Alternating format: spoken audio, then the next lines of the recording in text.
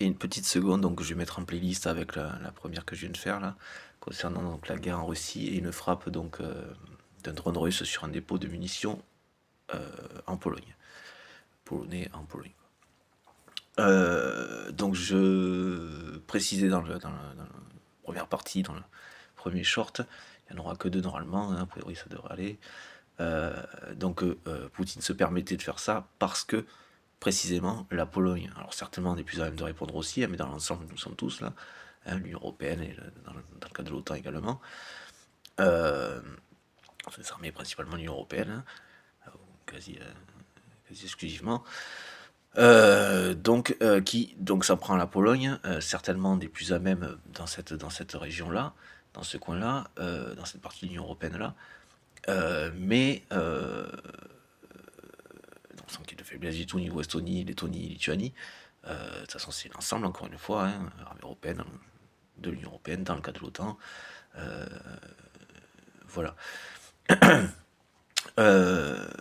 Donc s'il frappe la Pologne, comme je dis dans la première partie, c'est précisément parce que du coup il n'a pas de frontière commune avec, hein, et que grosso modo il est caché derrière la Biélorussie. C'est à peu près ça à quoi on a affaire, quoi. De toute façon Poutine, comme tout dictateur, est comme ça, c'est hop, il est caché derrière et puis enfin, voilà.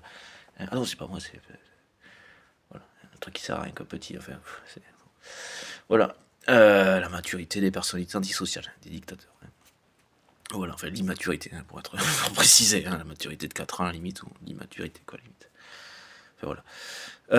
Et donc qui se cache derrière la Biélorussie. Donc ce qui est à entendre là-dedans, comme je disais dans la première dans la partie, dans le premier short là, de cette mini playlist de 2 shorts du coup, c'est que du coup donc c'est la petitesse qui est à voir là-dedans. Le fait qu'ils s'en prennent à la Pologne n'est pas l'expression d'une capacité, mais plutôt donc quelqu'un qui est dans le déni, mais plutôt l'expression en fait de son incapacité, qui plus est en se cachant derrière la Biélorussie. Voilà, c'est juste l'expression de son déni. Ah non, moi rien, tout va bien, je suis encore à même, et d'ailleurs je le fais, j'envoie un drone sur des munitions en Pologne. Comme s'il n'avait pas peur de la réaction et qu'il savait comme s'il savait pas qu'il allait se faire bouffer en 2 secondes. Mais il tente quand même, il gratte, il pourra, et effectivement, nos réactions aussi, c'est un petit peu ce qu'il attend là-dedans.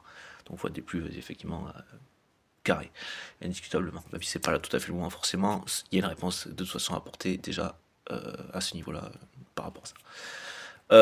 Et ce qui est à faire aussi à partir de là, donc déjà ce que ça dit, la situation, la réalité de Poutine, et de son incapacité, et sa réaction de déni, donc qui renvoie à son incapacité en fait de tenir le combat là, enfin voilà, il ne peut plus.